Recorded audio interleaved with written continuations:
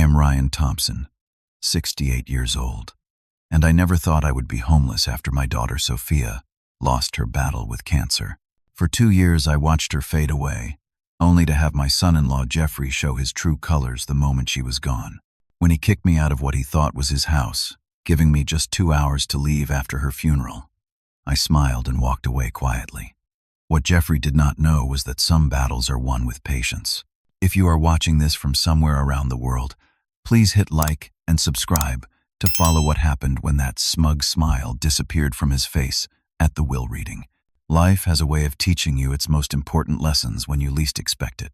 Before tragedy turned my world upside down, I lived what most would call the American dream. My wife Eleanor and I shared 40 wonderful years together, raising our only daughter Sophia in a modest but comfortable home in Pinewood, a quiet suburb outside of Chicago. I worked as a construction contractor, building homes for others while taking pride in maintaining our own. Eleanor was a kindergarten teacher, beloved by generations of children in our community. We were not wealthy by any means, but we were rich in the ways that mattered most. Eleanor and I had always been savers, living below our means to ensure Sophia could go to college without debt. We managed to pay off our mortgage by the time I turned 55, giving us a sense of security as we approached our retirement years. We had simple plans for our golden years: travel a bit, spend time with future grandchildren, and age gracefully together in the home we had built our lives in. But life rarely follows our carefully laid plans. 5 years ago, Eleanor complained about feeling unusually tired after her daily walks. At first, we brushed it off as normal aging, but when she nearly collapsed while gardening one afternoon, I rushed her to the hospital. The diagnosis came like a thunderbolt: congestive heart failure. Despite the doctor's best efforts and multiple procedures, Eleanor passed away 3 months later, leaving a void in my life that nothing could fill. The grief was overwhelming.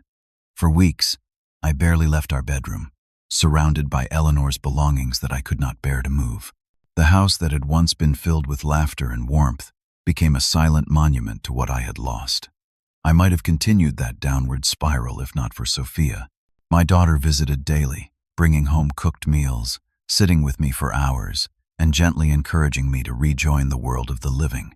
Sophia had always been the perfect blend of Eleanor and me. She had her mother's compassionate heart and my stubborn determination. At 36, she had built a successful career as a pediatric nurse, work that perfectly suited her nurturing nature. She had married Jeffrey Wells, a financial advisor with a prestigious firm, 7 years earlier. They seemed happy together, though I occasionally noticed how his eyes would glaze over when Sophia talked about her patients or anything not related to money or status. About 6 months after Eleanor's passing, during one of our Sunday dinners, Sophia broached a subject that would change the course of all our lives. "Dad," she said, refilling my coffee cup, "Jeffrey and I have been talking. That big house is too much for you to maintain on your own. We have that extra suite on the ground floor of our place that's just sitting empty. Why don't you come live with us?" I immediately shook my head. "I appreciate the offer, sweetheart, but I cannot impose on you two. You are still newlyweds in my book." Sophia laughed. "Dad, we have been married for 7 years. Hardly newlyweds. And it is not an imposition.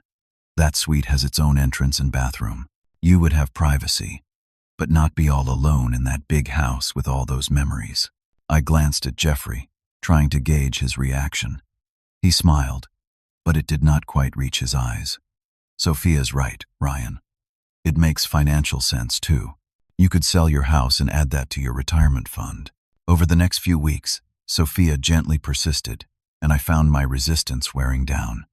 The truth was, I was lonely, and the idea of being closer to my daughter held undeniable appeal.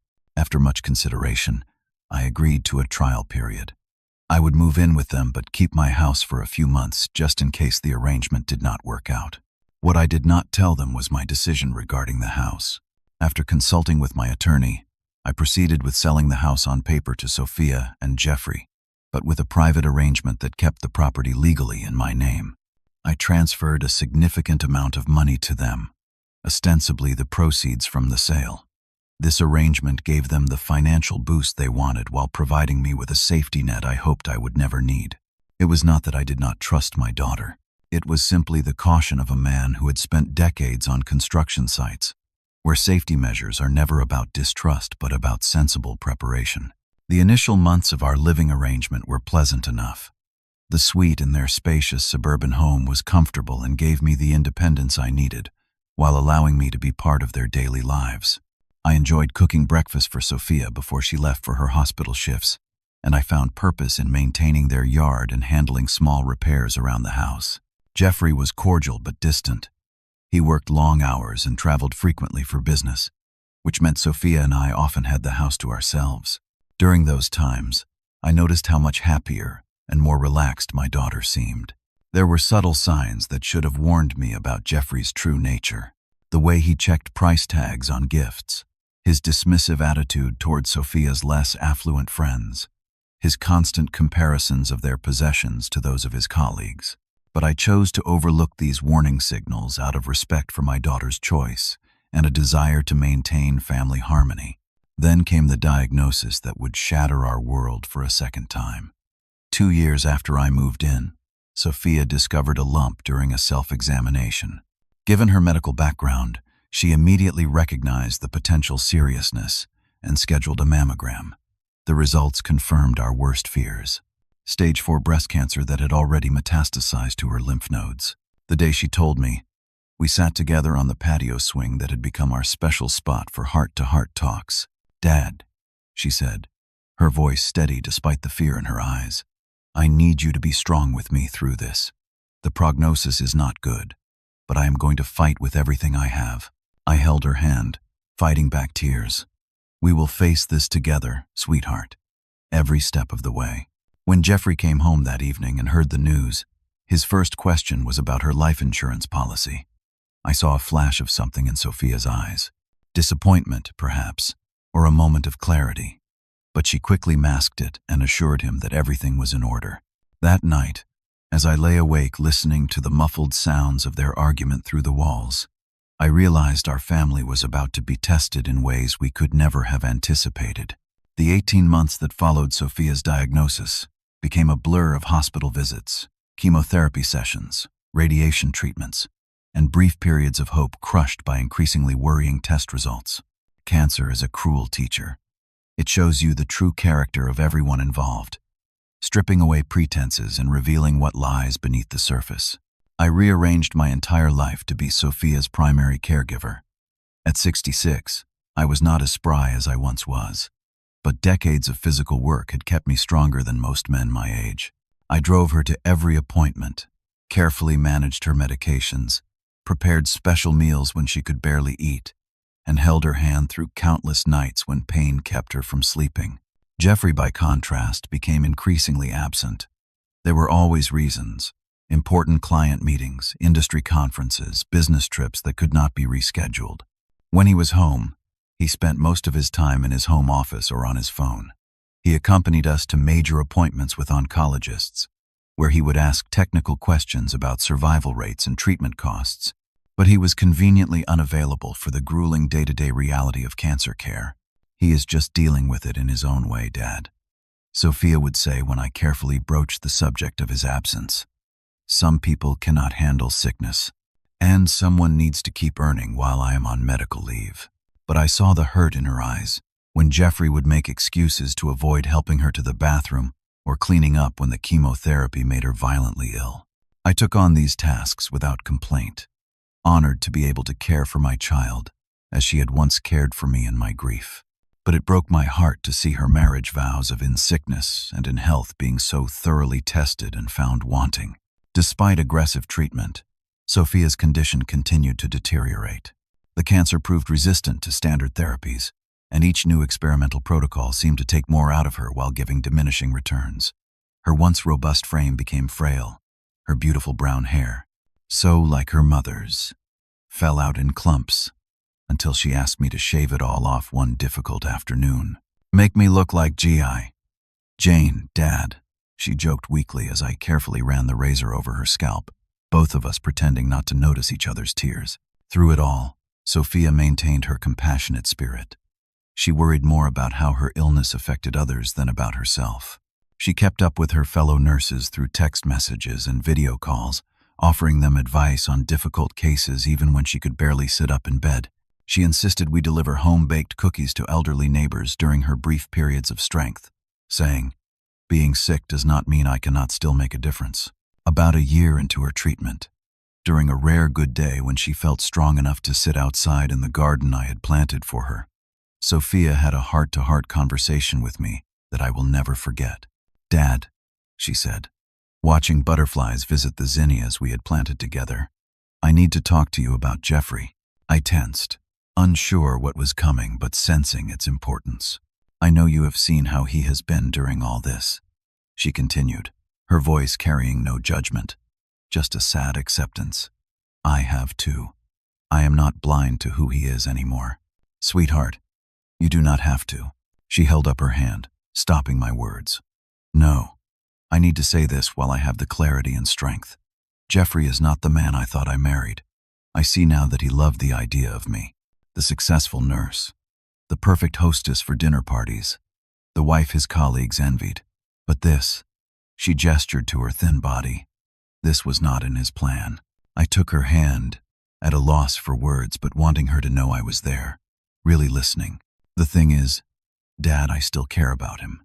Not in the same way as before, but enough to worry about what will happen to him after I am gone." "Do not talk like that," I protested. "You are going to beat this." Her smile was gentle but knowing. "We both know the statistics for someone with my progression. I have accepted what is coming. Now I need you to make me a promise." "Anything," I said, meaning it with all my heart. "Promise me, you will look after Jeffrey after I am gone. Not forever, just until he finds his feet. He is not a bad person, just limited in his capacity for certain kinds of love and sacrifice. I chose him, for better or worse. I can accept the consequences of that choice, but I need to know he will not be alone immediately after." The request stunned me. After witnessing his neglect, his emotional abandonment of my daughter when she needed him most, she was asking me to care for him, but looking into her eyes, Eleanor's eyes, I could not refuse her. "I promise," I said, though doubt clouded my heart. She squeezed my hand. "Thank you. And Dad, take care of yourself too. Find joy again after. Mom would want that. I want that." As the months passed, Sophia's periods of lucidity became shorter, her pain more difficult to manage. The hospital visits became longer until finally, the doctors suggested hospice care at home. I converted our living room into a peaceful space for her, with a hospital bed positioned to look out at the garden, surrounded by photos of happier times and soft lighting. In those final weeks, Jeffrey's absences became even more pronounced. He claimed work pressures, but twice I answered calls from a woman whose voice went silent when she heard me instead of him. I said nothing to Sophia. She had enough burdens without adding confirmation of what I suspected was her husband's infidelity.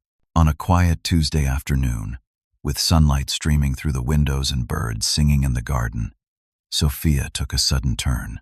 Her breathing became labored, and the hospice nurse warned me that the end was likely near. I called Jeffrey immediately. "You need to come home now," I told him, not bothering to hide the urgency in my voice. "I am in the middle of a client meeting," he replied, irritation evident. "Can it wait an hour?" "No," I said firmly. "The nurse says it is time. Come now, or risk not saying goodbye." He arrived 3 hours later, claiming traffic had been terrible. By then, Sophia was drifting in and out of consciousness. I had been holding her hand, talking softly about cherished memories, assuring her it was okay to let go when she was ready. Jeffrey spent 10 minutes at her bedside, looking uncomfortable and checking his watch repeatedly before murmuring something about needing to make calls. He was in his office when Sophia took her final breath, her hand in mine, my tears falling on our intertwined fingers. My beautiful, compassionate daughter was gone, and something inside me died with her. The funeral service for Sophia took place on a Saturday morning at the small chapel where she and Jeffrey had married 8 years earlier. The irony was not lost on me.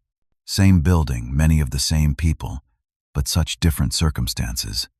The chapel overflowed with people whose lives Sophia had touched, her fellow nurses in their uniforms, former patients and their families, neighbors, and friends from every chapter of her life. I sat in the front row, physically and emotionally exhausted, barely registering the minister's words about my daughter's exemplary life and legacy of compassion. Jeffrey sat beside me, dressed in an impeccably tailored black suit, his grief performance flawless.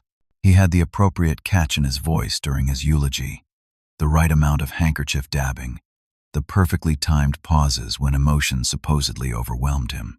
To those who did not know better, he appeared the very picture of a devastated husband. Sophia was my soulmate, he told the assembled mourners, his voice breaking at just the right moment. The light of my life, my partner in all things. I do not know how I will go on without her. I remained silent, remembering how that soulmate had been consistently absent during her final months, how that light had been dimmed by his neglect, how that partner had left her to face her darkest hours with only her aging father for support.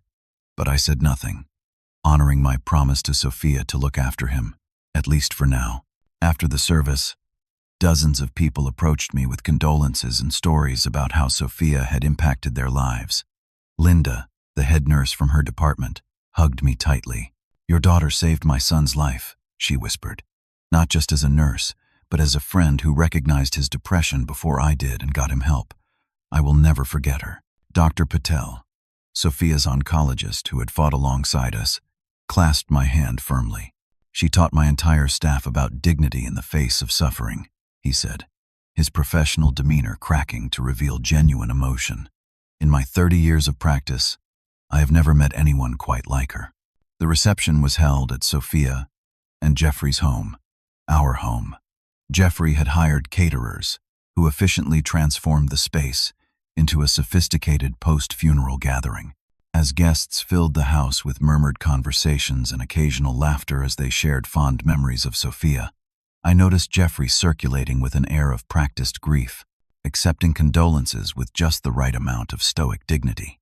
Mrs. Abernathy, our elderly neighbor who had brought soup every Wednesday during Sophia's illness, found me alone in the kitchen. "Something is not right with that man," she said without preamble, nodding toward Jeffrey, who was accepting a lingering hug from an attractive blonde I did not recognize. "The way he carried on with that woman from his office while your poor daughter was sick. Disgraceful." I was not surprised by the confirmation of my suspicions, but it still felt like another blow. "Sophia knew who he was in the end," I said quietly. "She made her peace with it." Mrs. Abernathy squeezed my arm. "She was always a better person than most of us, just like her father." As the afternoon wore on, guests gradually departed until only close family friends remained. By evening, the house had emptied except for Jeffrey and me. The caterers had cleaned up and left, and an unnatural silence descended on the home. I was sitting in the garden, seeking solace in the space Sophia had loved most, when Jeffrey approached with 2 tumblers of whiskey. He handed me one and sat in the chair opposite mine. "To Sophia," he said, raising his glass. I nodded but did not drink. Something in his demeanor had shifted now that we were alone. The performance was over, the mask removed. "We need to talk about arrangements going forward," Jeffrey said, his voice businesslike. All traces of grief vanished. "Arrangements? Yes. Your living situation, specifically." He took a large swallow of whiskey. "I think it would be best for both of us if you found your own place now." I stared at him, genuinely shocked by the timing, if not the content of his statement.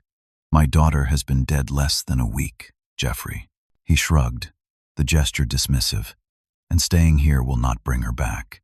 Look, I am trying to be practical. This house is too big for me alone, and I will probably sell it. No point in you getting settled only to move again." In that moment, I saw Jeffrey Wells with complete clarity, not as my son-in-law, not as Sophia's husband, but as the hollow, self-serving man he truly was. Yet I remembered my promise to my daughter. "I understand," I said carefully, "but perhaps we could discuss this in a few weeks, after we have both had time to adjust to our loss." Jeffrey's eyes hardened. "I would prefer to settle this now. Clean break and all that." Over the following days, the tension between us escalated. I would find Jeffrey going through Sophia's personal belongings, setting aside her jewelry and other valuables. When I asked what he planned to do with her things, His answer was direct. Whatever I want. They are mine now. I discovered that he had already sold her car and closed her personal bank accounts. When I found him removing her wedding ring from the jewelry box where the hospice nurse had placed it, something in me snapped. That should go to someone who will treasure it, I said, unable to keep the anger from my voice.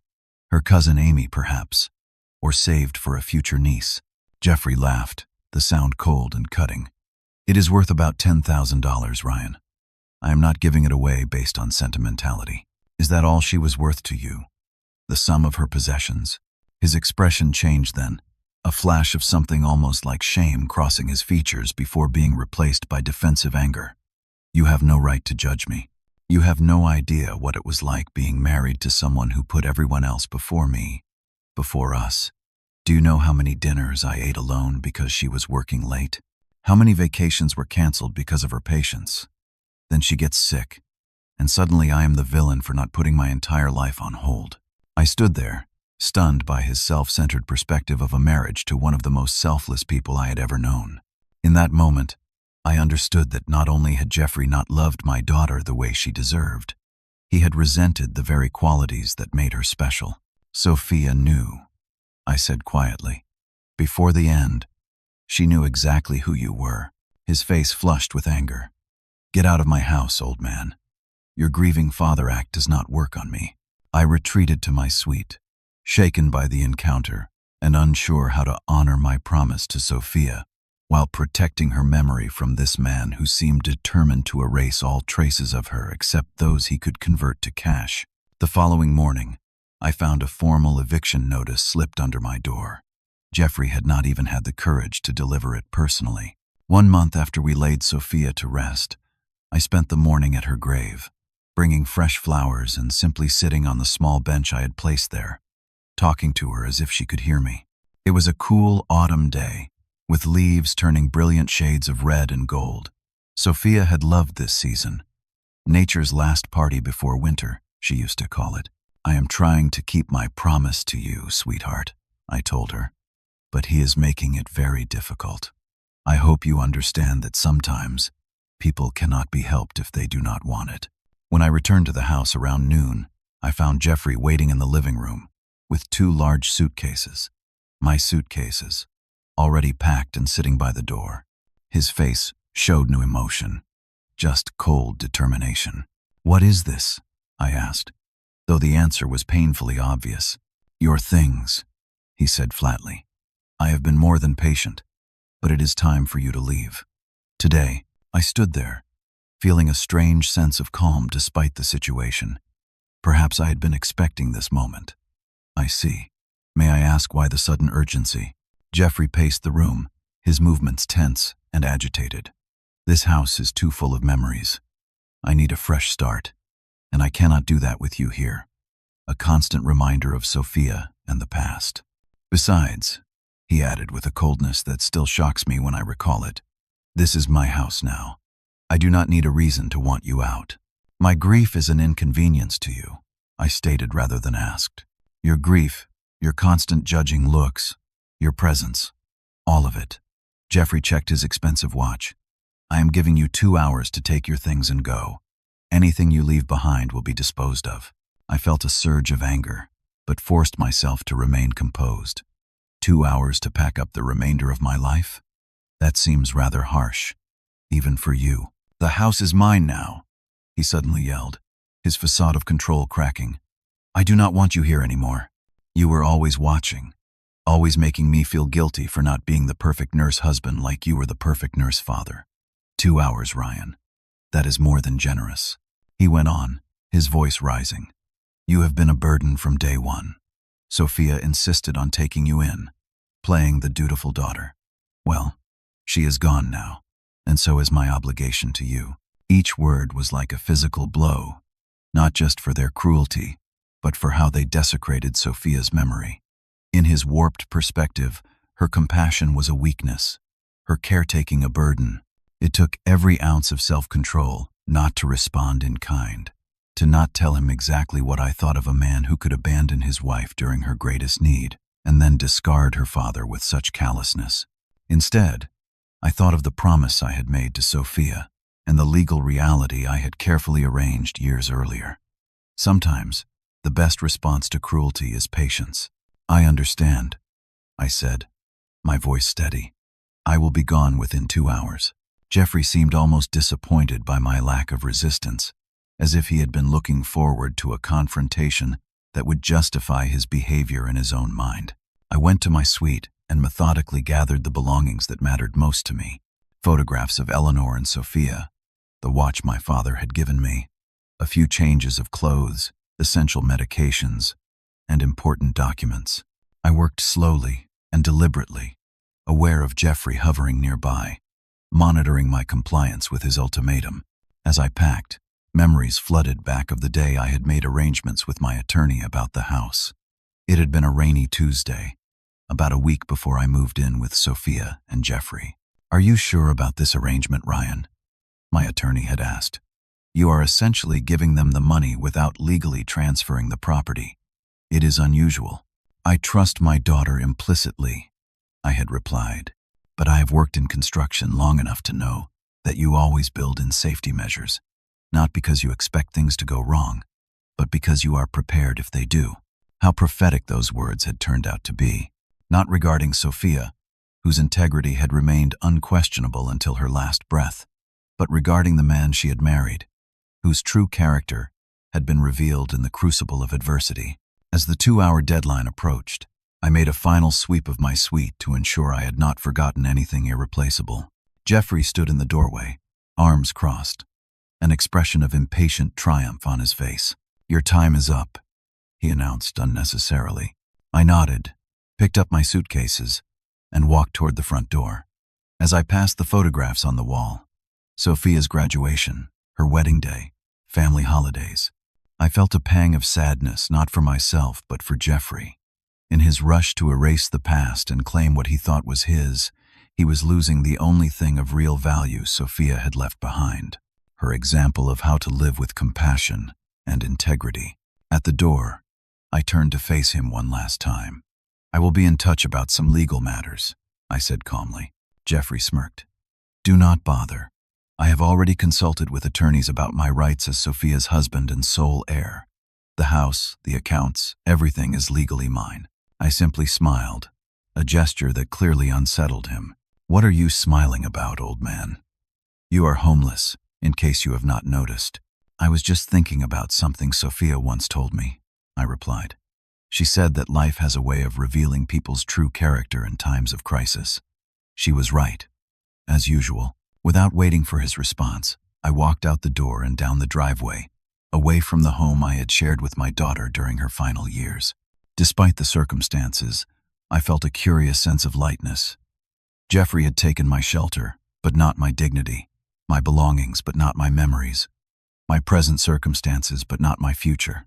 As I reached the sidewalk, I glanced back once to see Jeffrey watching from the window, his expression a mixture of satisfaction and confusion at my calm departure. I smiled again, this time to myself, knowing that sometimes justice requires patience, and that the final chapter of this story had yet to be written. With nowhere immediate to go, and 2 suitcases containing what remained of my possessions, I checked into the Pinewood Motel, a modest establishment on the outskirts of town.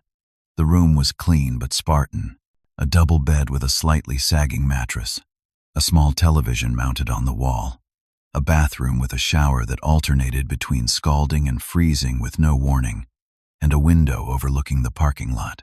At 68 years old, I found myself essentially homeless for the first time in my life. The irony was not lost on me. After decades of building homes for others, I no longer had one of my own. But as I unpacked my few belongings, placing Sophia and Eleanor's photographs on the nightstand, I reminded myself that this situation was temporary. I had resources and a plan, even if Jeffrey did not know it yet. That first night was difficult. The unfamiliar sounds of the motel, doors slamming, televisions blaring through thin walls, the occasional argument, kept me awake. I lay there in the darkness thinking about Sophia, wondering if I had failed her by walking away from Jeffrey so easily. But then I remembered her wisdom, how she had always believed that sometimes stepping back was not surrender but strategy. The next morning, I called Harold Blackwell, my oldest friend and a retired attorney who had specialized in property law. We had met on a construction site 40 years earlier when his firm was building new offices, and he had taken an interest in the opinionated young contractor who questioned his architect's designs. Our friendship had endured through marriages, children, career changes, and now widowhood for both of us. "Jeffrey did what?" Harold exclaimed when I explained my situation. "The man has no shame. Come over for lunch, Ryan. We need to talk." Harold lived in a comfortable condominium about 20 minutes from the motel. When I arrived, he embraced me with the unself-conscious affection of a lifelong friend, then led me to his kitchen, where he had prepared sandwiches and coffee. "First things first," he said once we were seated. "Are you okay? Really okay?" I considered the question seriously. "I am grieving Sophia. That will never completely heal. But regarding Jeffrey and the housing situation, yes, I am okay. Angry, but okay." Harold nodded, satisfied with my answer. "Good. Now tell me everything, starting with that arrangement we made about the house before you moved in with them." For the next hour, I detailed the entire situation. The original agreement keeping the house in my name while providing Sophia and Jeffrey with the equivalent funds, Sophia's illness, and Jeffrey's gradual withdrawal, his behavior after her death, and finally, the eviction. Harold listened attentively, occasionally asking clarifying questions but mostly letting me talk. When I finished, he leaned back in his chair, a slight smile playing at the corners of his mouth. "Well, my friend, it appears Jeffrey is in for quite a surprise. The house is still legally yours. His eviction of you is not only morally reprehensible but legally meaningless. You could walk back in today if you wanted to." "I know," I replied, "but I am trying to be strategic. Sophia's will reading is scheduled for next week. I think that is the appropriate time for this particular revelation." Harold chuckled. "You always did have a flair for timing on your projects. All right, let me help you prepare. We will need to gather all the documentation proving your ownership, tax records showing you continued paying property taxes, and so on." Over the next several days, Harold and I worked together to organize my legal position. We retrieved documents from safety deposit boxes, contacted the county recorder's office to get certified copies of the deed, and prepared a formal notice that would require Jeffrey to vacate what was legally my property. While the legal preparations gave me purpose, my emotional state fluctuated wildly. Some moments I felt strong and resolved. Others I was overwhelmed by grief and doubt. The motel room became increasingly claustrophobic, a constant reminder of how much I had lost. Gladys, the 60-ish woman who owned the motel, noticed my distress one evening as I sat on a plastic chair outside my room, staring blankly at the parking lot. "Tough times?" she asked, offering me a cup of coffee from her personal pot. "You could say that," I replied, accepting the coffee gratefully. "I do not need details," Gladys said, sitting in the chair next to mine. "But sometimes telling your story to a stranger helps sort things out in your own head." Something about her no-nonsense kindness broke through my reserve, and I found myself sharing the bare outlines of my situation: the loss of my daughter, the betrayal by my son-in-law, my temporary homelessness, despite actually owning a home. Gladys listened without interruption, her weathered face showing empathy without pity. When I finished, she was quiet for a moment before responding. "My husband died owing money to some bad people," she finally said. "They threatened to take the motel, my only source of income. I had to pretend to give in, to be defeated, while secretly fighting them through proper channels. Sometimes appearing weak when you are actually strong is the best strategy." "That is exactly what I am doing," I replied, surprised by how perfectly she had captured my approach. She patted my hand. "Then you are going to be just fine, Ryan. And room 6 is yours for as long as you need it, at half price." During my stay at the motel, I also met Frank Daniels, another long-term resident who occupied the room next to mine. Frank was in his 70s, a retired factory worker who had lost his adult son to an overdose 2 years earlier. We recognized in each other the particular grief that comes from outliving your child, a pain that defies the natural order of things. Frank and I began sharing evening meals in the small picnic area behind the motel. Neither of us much for cooking, but both tired of takeout food. During those meals, we talked about our children, sharing memories and photographs. "The hardest part," Frank said one evening as we picked at a rotisserie chicken from the grocery store, "is not having anyone who remembers the little things. The way Tommy would sneeze 3 times in a row, always 3. Or how he could not stand his foods touching on his plate, even as a teenager." I nodded, understanding exactly what he meant. Sophia had this laugh that started deep in her chest and just bubbled up. I keep trying to describe it to people, but words do not capture it. Her mother was the only other person who would have remembered it exactly as it was. These conversations with Frank helped ease my grief in ways that surprised me. There was comfort in sharing memories with someone who truly understood the depth of such a loss. He never offered empty platitudes or suggested I move on. Instead, he made space for my pain while sharing his own, creating a fellowship of grief that somehow made both more bearable. As the day of the will reading approached, I found myself increasingly conflicted about my promise to Sophia versus what I now knew about Jeffrey's character. One evening, sitting in Harold's living room reviewing our legal strategy, I voiced these concerns. She made me promise to look after him, Harold. Even knowing what I suspected about his behavior, she asked that of me. How do I honor that while also standing up for myself and the truth? Harold considered this thoughtfully. "What do you think Sophia meant by look after him? Did she expect you to let him steal your home and discard you like unwanted furniture?" "No, of course not. Did she expect you to enable behavior that disrespects her memory and everything she stood for?" I shook my head. "Then perhaps looking after Jeffrey means holding him accountable. Perhaps it means showing him there are consequences to his actions, that he cannot simply take what is not his. Sometimes the kindest thing you can do for someone is to stop them from continuing down a destructive path." His words resonated with me, offering a perspective I had not considered.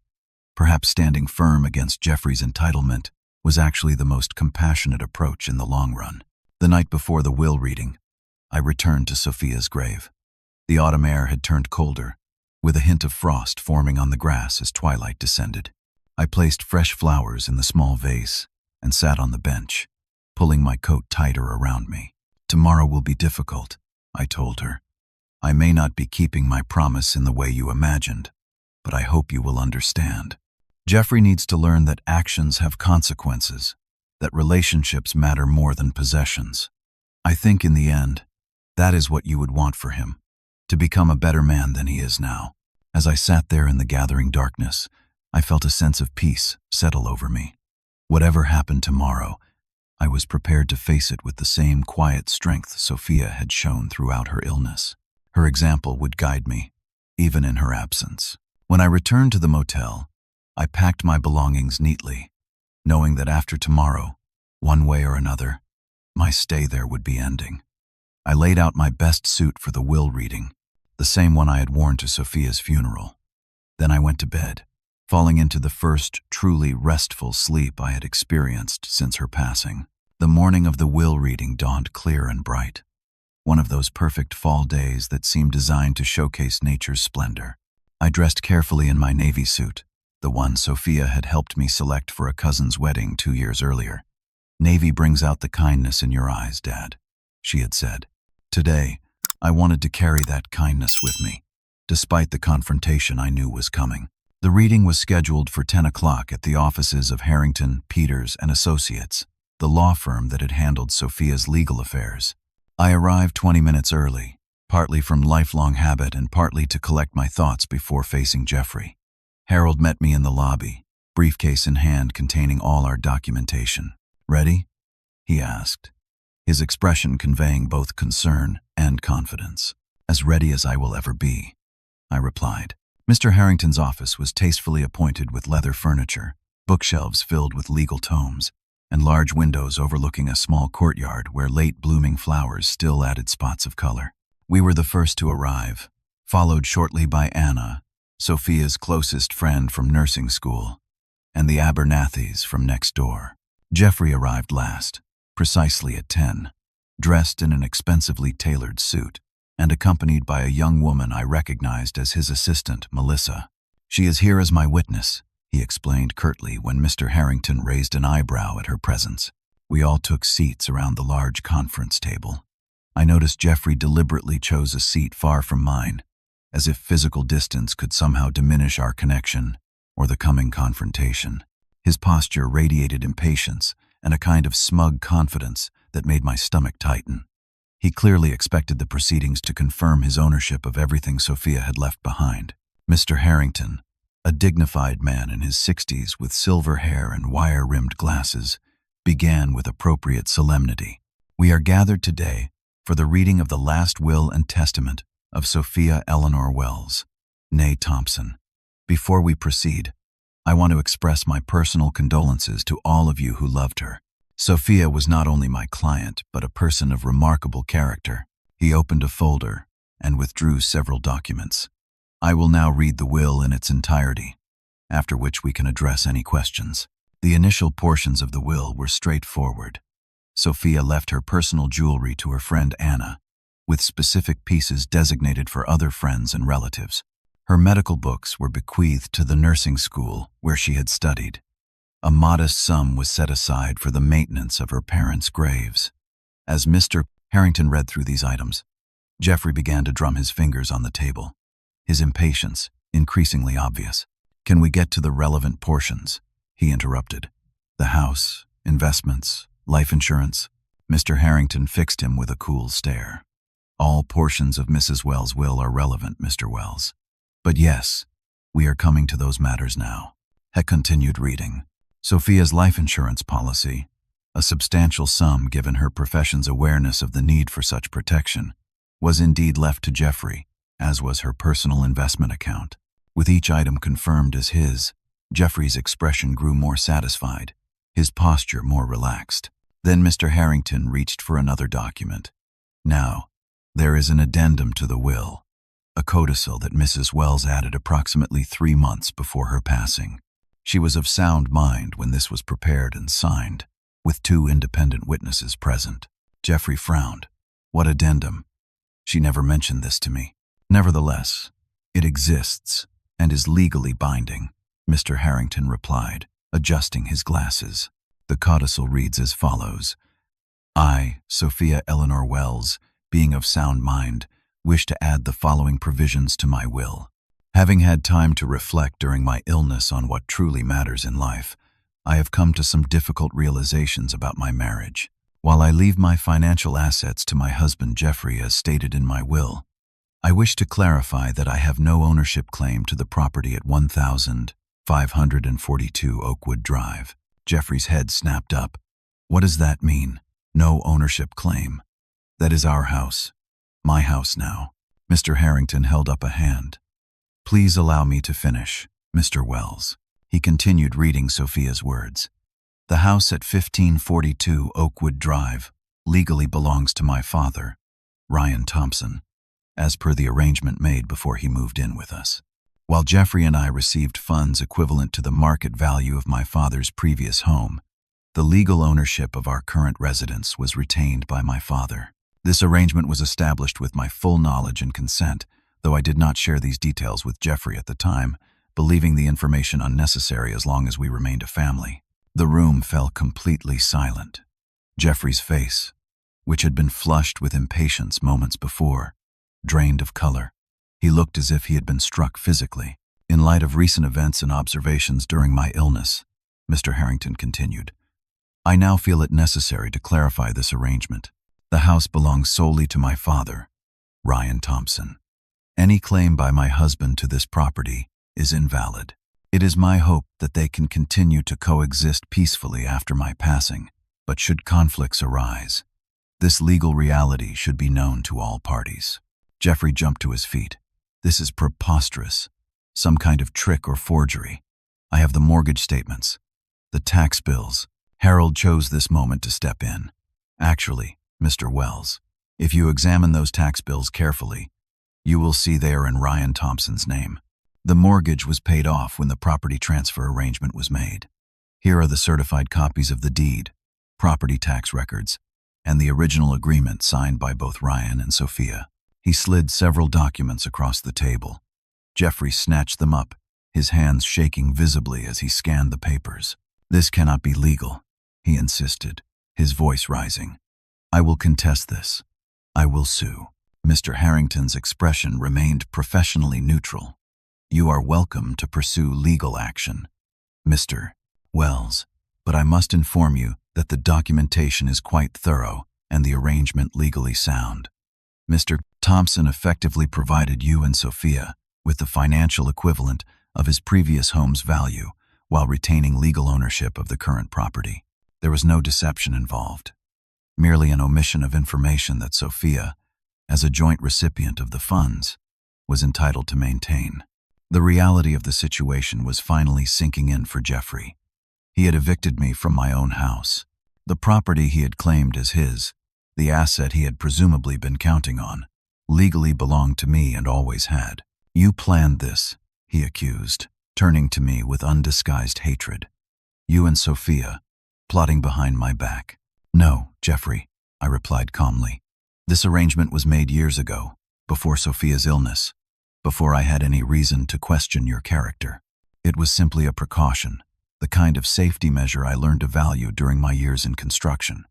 Sophia knew about it because I do not keep secrets from my daughter, but we never plotted anything. The fact that this precaution proved necessary is entirely due to your own actions." Jeffrey's face contorted with rage. "I do not believe you. This is a scam, a way to steal what should rightfully be mine." "Mr. Wells," Harold interjected, "might I remind you that you gave Mr. Thompson 2 hours to leave the property last month, claiming ownership rights you did not actually possess. You stated, and I quote from Mr. Thompson's account, 'The house is mine now.' That statement was factually incorrect. If anyone attempted to claim ownership rights they did not possess, it was you." Jeffrey looked wildly around the room, seeking an ally but finding none.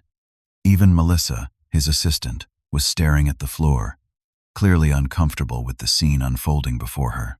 "So what now?" he finally asked, his voice a mixture of anger and dawning fear. "You are going to throw me out on the street? Is that your revenge?" I shook my head. "No, Jeffrey. Unlike you, I do not believe in making people homeless out of spite. You will receive a formal notice giving you 30 days to find alternative accommodation. That is more than the 2 hours you gave me. I will also not dispose of any belongings you leave behind, as you threatened to do with mine." For a moment, Jeffrey seemed about to launch into another tirade, but instead, he collapsed back into his chair, the fight suddenly leaving him. "I cannot believe she did this to me," he muttered. "Sophia did nothing to you," I corrected gently. "She simply allowed a truth to emerge that you needed to know. Perhaps, if you reflect on this experience, you might learn something valuable about the man you have become and the man you could be instead." Mr. Harrington cleared his throat. "If there are no further questions about the will itself, I believe we have covered all the necessary legal ground for today."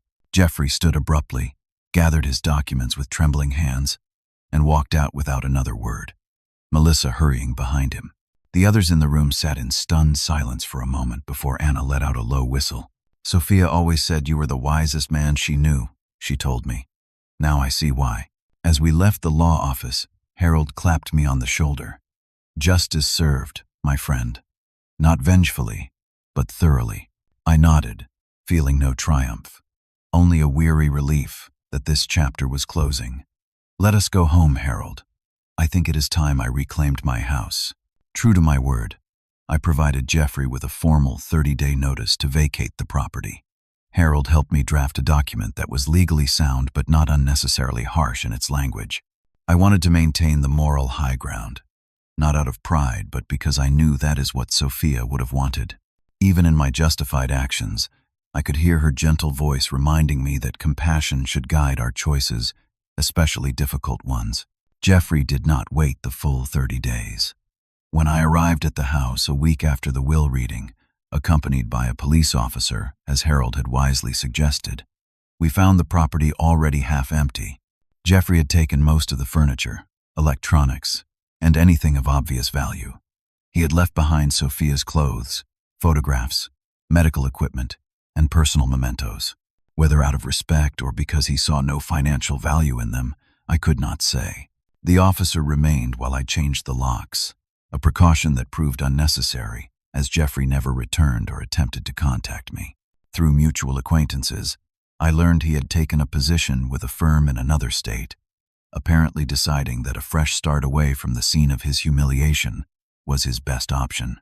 It was during the process of reclaiming my home that I discovered concrete evidence of what I had long suspected. Hidden in a drawer of Jeffrey's desk were hotel receipts, romantic gift purchases, and intimate photographs confirming his affair with Melissa, his assistant. The dates on the receipts aligned precisely with some of Sophia's most difficult days during her treatment. While the knowledge brought fresh pain, it also provided a strange sort of closure. I was not wrong about the man my daughter had married. And more importantly, neither was she in her final assessment of him. The first weeks back in the house were challenging. Every room held memories of Sophia. The kitchen, where she had insisted on cooking Sunday dinners even when chemotherapy had left her barely able to stand. The living room, where we had watched old movies during her better days. And the garden, where we had our most meaningful conversations. I would find myself walking into a room expecting to see her, only to be confronted anew with her absence. Yet gradually, something shifted. The pain of these memories began to transform into something more complex and ultimately more healing. I started to feel Sophia's presence, not as a ghost haunting the rooms, but as a gentle influence guiding me forward. I could almost hear her practical voice. "Dad, crying in corners will not bring me back. Plant something new in the garden. Make something beautiful." And so I did. I converted Sophia's former bedroom into a warm, welcoming guest room, donating her medical equipment to a local hospice center. I replanted her garden with perennials that would return year after year, creating a living memorial more vibrant than any stone marker. I hung her nursing school graduation portrait in the place of honor in the living room, where her smile could greet me each morning. Mrs. Abernathy from next door became a frequent visitor, bringing baked goods and staying for tea. "That house was too quiet with just the two of you men," she declared one afternoon. "Now it needs voices and laughter again." Gradually, I invited more people into my home. Harold and his wife for dinner, Frank from the motel, who had become a genuine friend, Anna, and other nurses who had worked with Sophia. Each visitor brought new energy into spaces that had known too much sorrow.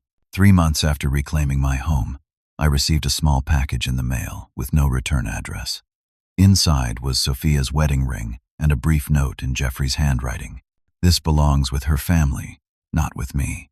No apology, no further explanation, but perhaps a small step toward something like growth on his part. I added the ring to a memory box I had created for Sophia's most precious items, grateful it had found its way home. Around the 6-month mark, I made a decision that would ultimately become the most healing act of all. Using my background in construction and Sophia's connections in healthcare, I established a small foundation, offering home modifications for families caring for cancer patients. Simple things like wheelchair ramps, bathroom grab bars, and hospital bed accommodations. Practical supports that made home care more manageable. The Sophia Thompson Wells Home Care Foundation began modestly but quickly gained support from local contractors and medical professionals who had known my daughter. What started as a personal project to honor Sophia's memory became a community effort that helped dozens of families in our first year alone. Through this work, I met others walking the difficult path of caregiving and grief. I heard their stories, shared mine, and discovered that in helping others navigate their pain, my own became more bearable. Not smaller or less significant, but more integrated into the continuing story of my life rather than its devastating conclusion. On the first anniversary of Sophia's passing, I hosted a small gathering at the house. Not a somber memorial, but a celebration of her life and the ripple effects of her compassion that continued to spread outward. Harold was there, and Frank, and Mrs. Abernathy, along with nurses from Sophia's department and families the foundation had helped. As I looked around at these people whose lives had intersected with mine through both tragedy and healing, I realized something profound. In losing Sophia, I had not just lost my daughter. I had lost my sense of family, of belonging, Yet somehow, through the very act of confronting that loss honestly, I had gained a different kind of family. A community bound together not by blood but by shared experience and mutual support. That evening, after everyone had gone and the house was quiet again, I sat in Sophia's garden as the sunset painted the sky in shades of pink and gold. I thought about the journey of the past year, the unimaginable loss, the betrayal, the homelessness, the reclaiming, and finally, the rebuilding of a life I had once thought impossible to salvage. "You would be proud, I think," I said aloud to Sophia, a habit I had not tried to break.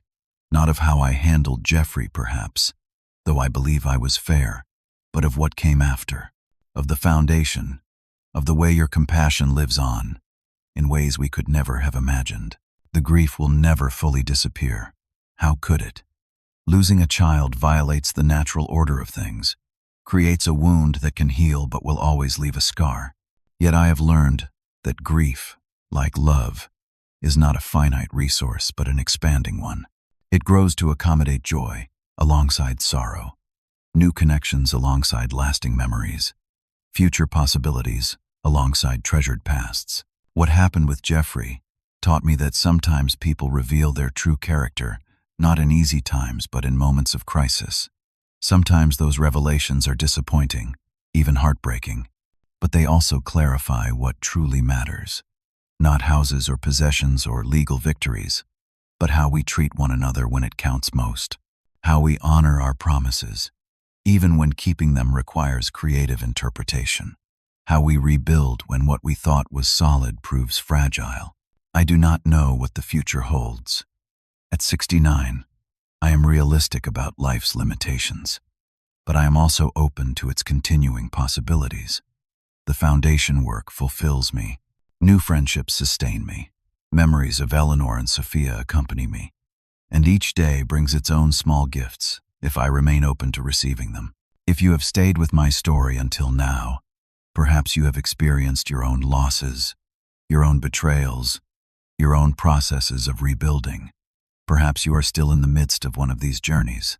If so, I hope my experience offers some small reassurance that even the deepest wounds can heal, that meaning can emerge from senseless suffering, that love endures even when its objects are no longer physically present. Have you ever faced a situation where someone's true character was revealed during a crisis? How did you handle it? And what did you learn? I would be grateful if you would share your experiences in the comments below. And if you found value in this story, please like, subscribe, and share it with someone who might need to hear that healing is possible, even after the greatest losses. Thank you for listening, and may you find both justice and peace on your own journey.